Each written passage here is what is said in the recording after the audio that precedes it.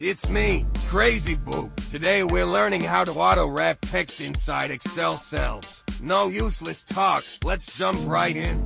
Take this worksheet as an example. You can see the follow-up notes can't show all the content completely. We learned before we can double-click the column gap to auto-fit the width. But look, the text in this cell is way too long. It makes the whole table look messy, and it will also print terribly.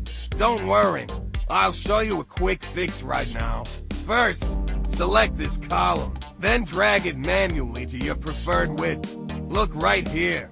Click the Wrap Text button. Good.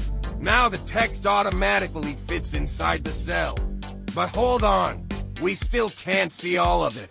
No stress. Select these rows, drag the gap to adjust height. Boom! Perfect. It's really that simple.